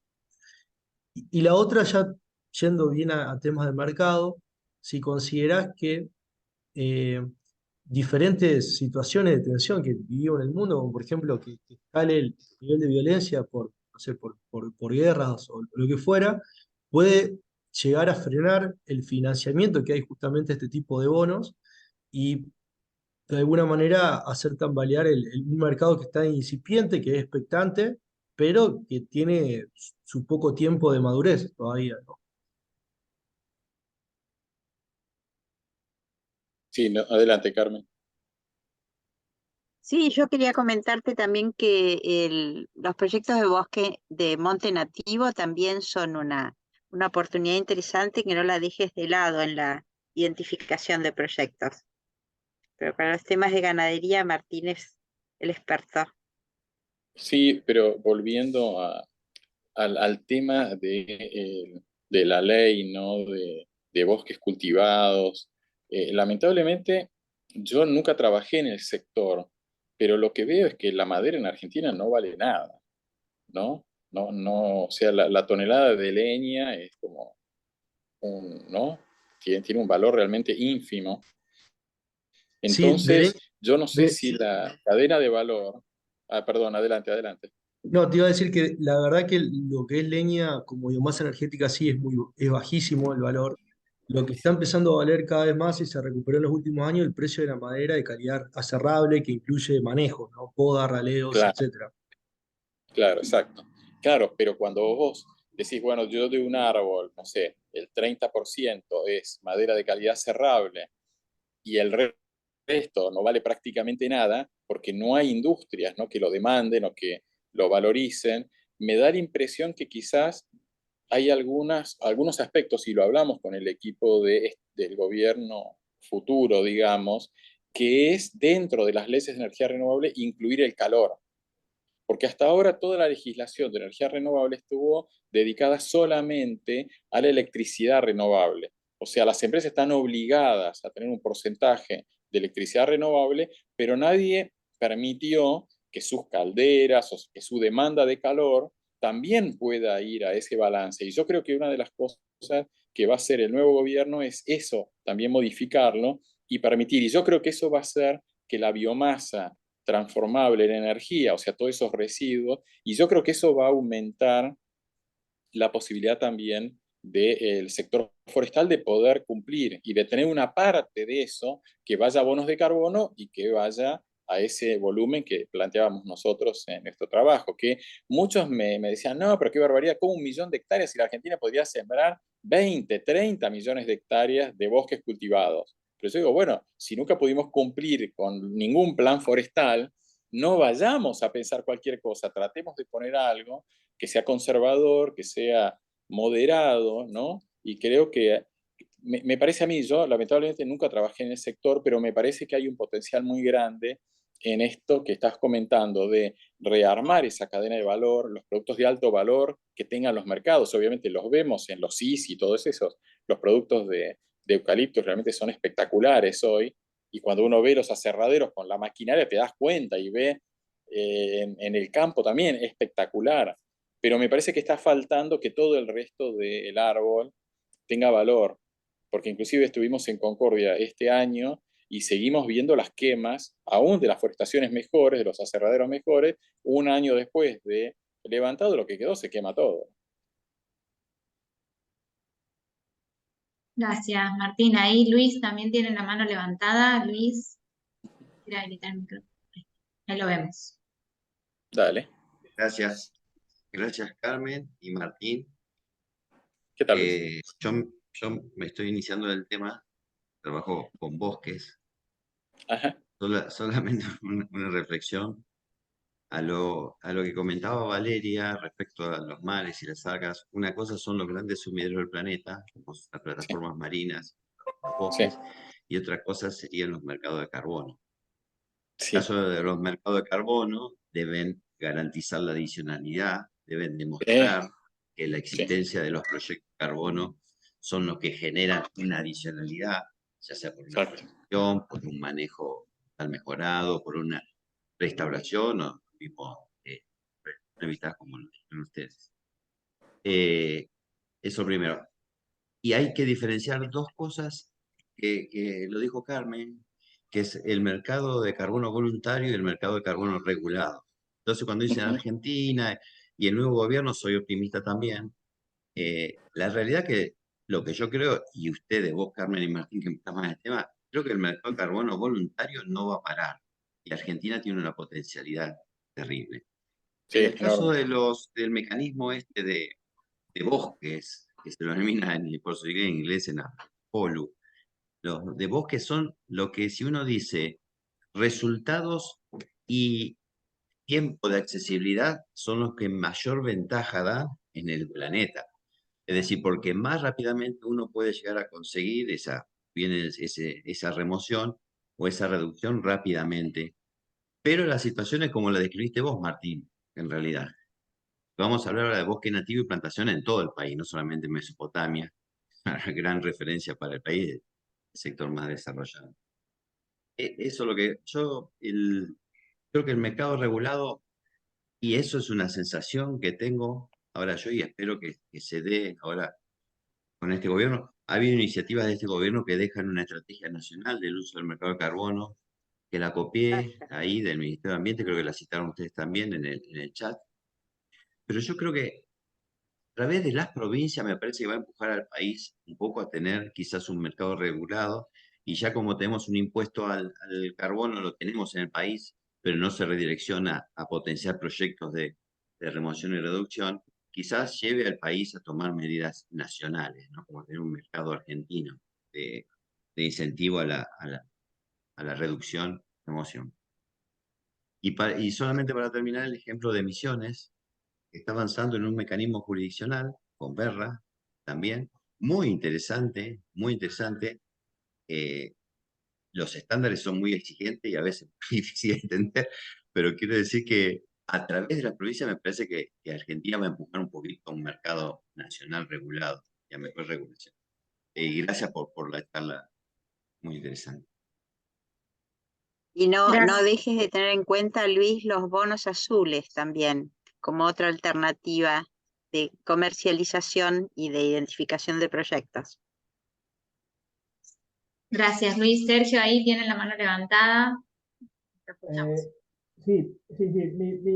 Mi preocupación, y le quería pedir algo de ayuda en cuanto al tema de comunicaciones. Yo creo que el tema de comunicación es central, digamos, se nombró varias veces, y de hecho me preocupa en función de que la producción lo está viendo a esto. Nosotros estamos en Patagonia, en zona donde hay grandes extensiones con ganadería ovina extensiva, y entendemos que los pastizales naturales puede ser un recurso más que interesante, y de hecho se está trabajando en esto, pero me preocupa cómo se comunica esto y de qué manera ven ustedes que deberíamos salir a hacerlo, y cómo las instituciones, digamos, este primer paso de SEPIA en esta charla me parece que ha sido espectacular.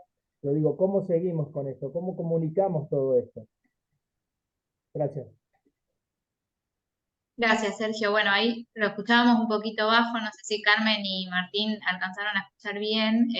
Sergio se está refiriendo a, a toda la parte de comunicación de todas estas estrategias. Sí, yo creo que hay que empezar con una estrategia de desarrollo, porque me da la impresión, también sin conocer mucho en detalle, pero me da la impresión que la mayor parte de esos pastizales, ¿no?, que se vienen degradando hace tiempo en la Patagonia, están en zonas que tienen muy bajo valor económico, que la tierra no vale prácticamente nada, con lo cual si la tierra no vale nada, es muy difícil poder hacer inversiones arriba, ¿verdad? Porque ¿quién va a prestar a alguien que ni siquiera el valor del activo puede compensar el riesgo financiero? Entonces ahí yo me acuerdo que cuando empezó el gobierno de Macri, una de las iniciativas que se armó desde el Ministerio de Frigerio fue el tema de los PPPs, ¿no?, las alianzas público-privadas. Yo estaba en ese momento en la Cámara Británica y tratamos de ayudar en ese armado. Obviamente el objetivo principal era hacer infraestructura para riego, con lo cual eran inversiones gigantescas, o sea, tomar hectáreas de muy bajo valor, hacer inversiones fenomenales por hectárea, de una escala muy desproporcionada, digamos, pero yo creo que hay que hacer como un trabajo estratégico y pensar en cuánto se va a valorizar esa tierra, si esos ecosistemas se restauran y si esos ecosistemas también se usan, por ejemplo, para parques eólicos y se usan, y esa biomasa también, qué destino podría tener, si sería pastoreable o si se podría, aunque sea poco volumen, y cómo sería la dinámica del carbono. Pero me parece que hay como un trabajo estratégico para hacer primero que debe dar valor a la tierra. O sea, en los países del mundo donde la tierra no tenía ningún valor, y China lo mostró muy claramente, porque en una de las reformas chinas de los últimos 10 años fue justamente permitir a la gente tener, aunque no le dieron la propiedad de la tierra, pero sí tener las funciones que tiene la propiedad de la tierra. O sea, el dueño de la tierra lo que puede hacer es vender su tierra, alquilar su tierra, usarla como garantía para obtener un crédito, y eso generó un nivel de riqueza muy grande en las zonas rurales de China, porque canalizó un montón de recursos que si no, no podían ir, ¿no? O sea, podían tener un subsidio, podían vender su kilo de maíz con un subsidio, etcétera, etcétera. Pero eso les cambió la vida. Entonces, creo que debería haber una estrategia para que esas hectáreas dejen de valer nada, no sé cuánto, $20, $30. Hay un intangible ahí que es el término de Patagonia y lo que significa todavía como Exacto. zona a nivel internacional. Exactamente, que justamente yo creo que desde el punto de vista comunicacional, usar esos intangibles, usar ese enorme valor, pero vincularlo con lo tangible que es el valor de los activos. Si los activos no valen nada, es muy poco probable que cualquier iniciativa pueda ser razonable. Si los activos hoy valen muy poco y podrían valer en el futuro, uno va a conseguir gente que quiere invertir, porque va a decir, che, yo compré acciones de YPF porque no valían nada. El día de la selección, al día siguiente de las elecciones subieron 40%. Uy, qué buena idea que tuve, ¿no? Una cosa así. Entonces creo que lo que pasa es que a veces hay también en relación a la tierra y a la propiedad de la tierra una connotación ideológica en contra, pero yo creo que eso a nosotros nos causa daño como país, ¿no? Y creo que nos genera, y nos generó en el pasado también, regiones, yo me acuerdo en Santiago del Estero también, cuando la hectárea se ofrecía en los diarios a vender a $20 la hectárea durante años y no se vendía nada, ¿no? Y el día que esa hectárea empezó a valer un poquito más y pudo hacerse un cultivo, poner una vaca, sembrar una pastura, ¿no? Cambió eso, ¿no? Entonces creo que hay que armar como un plan estratégico que incluya todos los factores, pero pensando en esa monetización, ¿no? Creo que hay que tomar los valores actuales y pensar de qué manera generar oportunidades para que esos activos tengan un valor futuro. Sobre todo quizás en esas provincias patagónicas, uniendo el tema de Vaca Muerta, porque Vaca Muerta tampoco va a vivir para siempre, digamos, ¿no? Ya está muerta, con lo cual le queda poco tiempo de sobrevida. Quizás Vaca Muerta tenga 20 años, 25 años, 30 años, ¿no? Y los países petroleros están pensando en esto, che, no vamos a poder sacar todo el petróleo y el gas que tenemos. ¿Qué hacemos después? Bueno, muchísimas gracias, Martín. La verdad que tenemos bastantes preguntas en el chat y estamos un poquito sobre la hora, así que Estamos voy re a... mal, sí, yo tengo que correr. Sí, sí, sí, sí, sí. Si les parece bien lo que les propongo, nosotros quedamos a Dale. disposición para ponerlos en contacto con la gente de Carbon Group, con Carmen, con Martín. Así que les agradecemos muchísimo a Carmen, a Martín, a Daniela, y está conectada también Gabriela Cristiano, que es miembro de la comisión directiva de la Asociación Argentina de Economía Agraria. Así que les agradecemos a todos que estén con nosotros esta mañana, y Gaby, no sé cómo lo viste, pero te cedo la palabra para que puedas cerrar la jornada. Gracias, Juli. Hola, Laura, ¿cómo estás? Bueno, me conecté justito cuando recién arrancaba porque terminé de dar clase a las 10. Así que debo felicitar a ambos expositores, a Carmen, a Martín. Muchísimas gracias por haber estado compartiendo este espacio con nosotros, que desde hace algún tiempo ya organizamos de manera conjunta actividades entre la Asociación Argentina de Economía Agraria y el CEPIA, en base un poco a estas actividades coordinadas a partir de las demandas de temas de interés por parte de los miembros de nuestras respectivas instituciones. En este caso, bueno, vinieron estos excelentes expositores y disertantes de la mano del CEPI, así que muchísimas gracias por las gestiones realizadas y bueno, agradecemos también a todos los que nos acompañaron hasta el final. Muchísimas gracias a todos, gracias Martín, Carmen, Dani. Gracias. Gabriela. Gracias a todos. Chao. Un placer, quedamos a disposición. Hasta luego. Gracias. Un abrazo. Que tengan buen día. Buen día para todos. Dale. Chao, muchas gracias. Chao.